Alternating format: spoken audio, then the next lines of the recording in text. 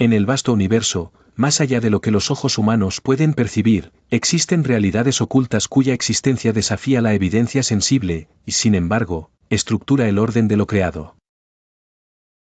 En ese ámbito silencioso emergen seres de luz pura, inteligencias sin corporeidad, cuya presencia no se impone por el ruido sino por la obediencia perfecta. No duermen, porque no conocen la fatiga, no dudan, porque no deliberan entre el bien y el mal, no desobedecen, porque su esencia misma consiste en cumplir, con precisión absoluta, la voluntad de Alá. La noche cósmica, extensa y serena, parecía vaciarse ante esa multitud invisible. Entre partículas luminosas y corrientes de resplandor, aquellas entidades se organizaban como si el espacio entero fuese una arquitectura secreta. No competían entre sí ni buscaban reconocimiento, su grandeza residía en el servicio ininterrumpido, en la armonía de un orden que el ser humano apenas intuye cuando contempla el cielo y experimenta asombro. Desde la perspectiva de la razón, tales realidades no son objeto de medición empírica. Desde la perspectiva de la fe, constituyen una dimensión fundamental del universo moral y metafísico. Su existencia recuerda que la realidad no se limita a lo visible, y que el conocimiento humano, aun cuando progresa, conserva un umbral de misterio. Allí donde la mirada se detiene, la creencia abre una vía distinta, la de aceptar que lo invisible también puede ser verdadero. En esa inmensidad, los seres de luz no narran su propia historia, porque no buscan protagonismo. La historia, en sentido estricto, pertenece al observador humano, a quien se le concede la capacidad de interpretar signos, ordenar experiencias y descubrir en el silencio una invitación a la humildad. Frente al universo que palpita con energía espiritual, la criatura humana comprende su límite, al mismo tiempo, su responsabilidad, pensar con rigor, admirar con reverencia y reconocer que no todo lo real cabe en la visión inmediata. Así, el mundo invisible no aparece como un adorno poético, sino como una afirmación de profundidad ontológica. En su luz sin sombra se expresa una lección de disciplina, trascendencia y obediencia. Y en el centro de esa lección permanece la certeza de que, en el conjunto inmenso de los cielos y de la creación, nada está fuera del conocimiento y del señorío de Alá. Fueron creados de luz, no como cuerpos aislados sino como una continuidad del resplandor primero, anterior a toda forma y a toda sombra. Carecían de rostro, de nombre y de historia personal. Su identidad no nacía del deseo, sino de la función, no del impulso, sino de la obediencia absoluta. En ellos no residía la inquietud del ego ni la fractura del pecado, porque su esencia había sido concebida para la transparencia y el servicio perfecto. Habitaron los umbrales del firmamento como si fuesen una arquitectura de claridad. Sus siluetas, delineadas por un fulgor sereno, se desplegaban entre nubes de una blancura casi intelectual, atravesadas por haces de oro que no iluminaban el espacio, sino que parecían conferirle sentido. Allí donde se posaban, el silencio adquiría densidad y la armonía se volvía una ley observable, casi geométrica. Cada ángel era, en rigor, una voluntad sin ambigüedad. Mientras los seres sometidos al tiempo vacilan entre la intención y la acción, ellos ejecutaban el mandato divino con impecable exactitud. No deliberaban, pues no necesitaban elegir, no dudaban, pues la duda supone separación. Su grandeza consistía precisamente en esa renuncia a la singularidad que, en otros órdenes de existencia, se confunde con libertad. Sin embargo, en la perfección misma se ocultaba una paradoja. Al carecer de deseo, no podían aspirar a nada, al carecer de ego, no podían reclamar nada, al carecer de pecado, tampoco conocían la experiencia de redención. Eran íntegros, pero no heridos, luminosos, pero no transfigurados. Su obediencia era tan pura que rozaba la inmovilidad de lo eterno. Y, no obstante, al contemplarlos, uno percibía que su belleza no dependía de la forma, sino de la fidelidad. Eran testimonio de que la luz, cuando se somete sin resistencia a una voluntad superior, no se apaga, se convierte en revelación. Así fueron creados los ángeles, como una liturgia viva de la claridad, destinados a ejecutar lo divino con precisión absoluta y a recordar, en su silencio radiante, que la perfección también puede ser un acto de servicio. En la soledad del monte Ira, la noche descendía con una quietud casi absoluta. La arena, bañada por la luz lunar, parecía un mar inmóvil, y la roca conservaba el silencio de los lugares donde el pensamiento humano se vuelve conciencia de su pequeñez. Muhammad, retirado de la agitación de la ciudad, había ascendido hasta allí en busca de respuestas que no podían ser halladas entre el ruido de los hombres ni en la costumbre repetida de los días. La cueva ofrecía un refugio austero, pero no una certeza. Allí, frente a la oscuridad, el profeta contemplaba la vastedad del mundo y la fragilidad de la existencia, como quien escucha en el vacío una pregunta que todavía no tiene forma. El viento nocturno rozaba la entrada con una delicadeza casi ceremonial, y el universo entero parecía contener el aliento. Entonces ocurrió lo inesperado. Una claridad irruptiva penetró la penumbra con una fuerza que no pertenecía al fuego ni al alba. No era una luz ordinaria, sino una manifestación que desafiaba la experiencia común y convertía la cueva en un umbral. La sombra retrocedió, y el espacio dejó de ser mero refugio para transformarse en escenario de una revelación decisiva. De aquella presencia emanó una voz solemne y precisa. No era un mandato violento, sino una convocatoria al conocimiento, a la memoria y al signo. La palabra fue breve, pero su alcance resultó inmenso. Iqra. Lee.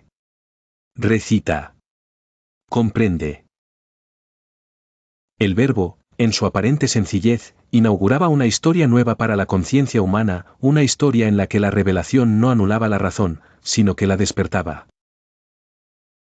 Muhammad, sobrecogido por la magnitud de lo escuchado, sintió que el miedo cedía ante una verdad más alta que su propia incertidumbre. La cueva de Ira dejó de ser un lugar apartado para convertirse en el centro de una transformación espiritual irrepetible. En ese instante, la noche no fue negación de la luz, sino su condición más profunda. Y así, desde la oscuridad del monte, comenzó una llamada que atravesaría generaciones. Lo que había nacido en silencio se convertiría en palabra, lo que parecía aislamiento revelaría una misión, lo que era una cueva en la montaña pasaría a ser símbolo de despertar, conocimiento y trascendencia. Identificación del contenido, historia. En la penumbra de la cueva de Ira, el silencio parecía una sustancia densa, casi tangible, sobre la cual reposaban la fatiga, la espera y el temblor de un destino aún incomprensible.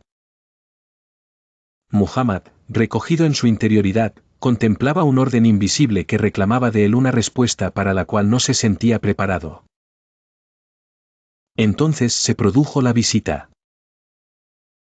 La presencia de Jibril no irrumpe como simple aparición, sino como una realidad que excede toda medida humana. La luz que lo acompaña no hiere, orienta. El mensajero pronuncia el mandato, ante la exigencia de leer, el profeta responde con una verdad desnuda y humana: no sé leer. No hay artificio en su voz, ni pretensión, ni resistencia heroica. Solo conciencia de límite. Ese instante, lejos de clausurar la escena, la abre hacia una profundidad decisiva. Jibril lo abraza con una fuerza serena, y el gesto no es únicamente consuelo, sino transmisión. La luz se intensifica alrededor de la silueta humana, como si el universo mismo reconociera que algo irrepetible está ocurriendo.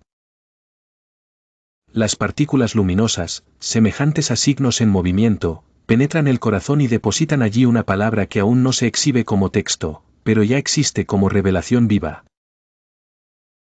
La paradoja es evidente: quien no lee con los ojos comienza a recibir con el alma. Lo que antes era incapacidad se convierte en umbral, lo que parecía carencia se transforma en receptáculo. La palabra divina no se aprende por repetición mecánica ni por acumulación de saberes, sino por la conmoción radical de un espíritu dispuesto a ser atravesado por aquello que lo supera.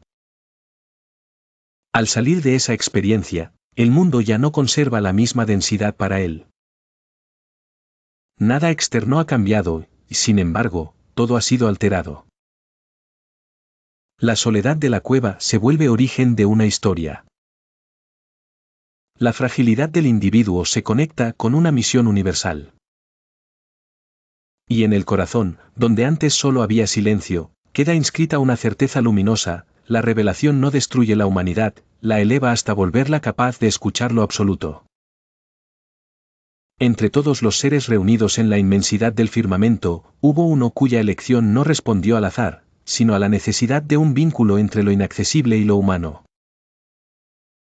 Jibril descendió como una presencia de luz ordenada, no como una figura susceptible de ser descrita en sus rasgos, sino como una manifestación de autoridad, pureza y función sagrada.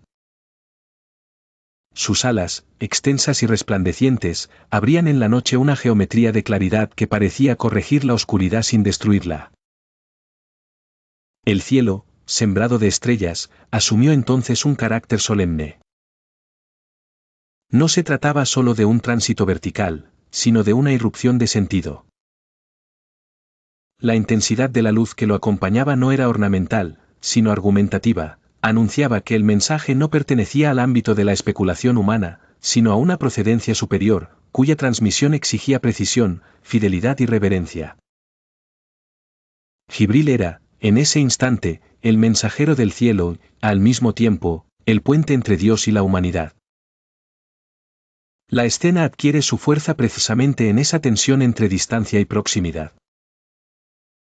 Cuanto más desciende la figura luminosa, más visible se vuelve la fragilidad del mundo al que se dirige.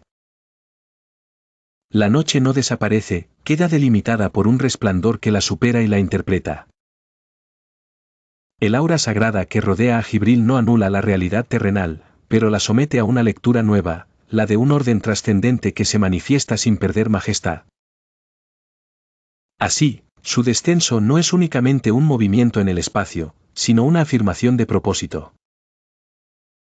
En la culminación de esa trayectoria, el mensaje se vuelve inevitable, y la luz deja de ser solo espectáculo para convertirse en evidencia. La humanidad, situada bajo ese cielo inmenso, recibe no una imagen vacía, sino la señal de que lo divino ha elegido hablar mediante un intermediario perfecto, fiel a su misión y luminoso en su presencia. Mientras tanto, en la inmensidad del cielo cubierto por nubes densas y luminosas, Micaíl desciende con la lluvia como si atravesara un umbral entre lo visible y lo invisible. Su presencia no perturba el orden del mundo, por el contrario, lo confirma, pues cada gota que cae parece obedecer a una sabiduría anterior al tiempo. La tierra, reseca por la espera, recibe la primera caricia del agua con una mezcla de silencio y alivio. Los campos, los árboles y los senderos polvorientos se transforman gradualmente bajo la acción de la lluvia, que no solo humedece el suelo, sino que restituye la posibilidad de la vida. En esa transformación se revela una verdad esencial: aquello que los seres humanos llaman provisión no nace del azar ni de la autosuficiencia, sino de la voluntad del Altísimo. Micaíl avanza entre haces de luz que atraviesan las nubes, y su descenso adquiere el carácter de una enseñanza. No porta únicamente agua, sino memoria de dependencia, recordatorio de que el sustento llega por decreto divino y en la medida exacta en que conviene a la creación. La lluvia, en su aparente simplicidad, es una señal de misericordia, un lenguaje celeste que no necesita palabras para ser comprendido. Desde el valle hasta la montaña, todo se inclina ante ese don, los brotes emergen, los cauces despiertan y el aire se purifica. Así, la escena entera se convierte en una meditación sobre la providencia. Micaíl, envuelto en una calma sobrenatural, desciende como testimonio de que cada alimento, cada cosecha y cada respiración pertenecen al orden sagrado del sustento otorgado por Alá.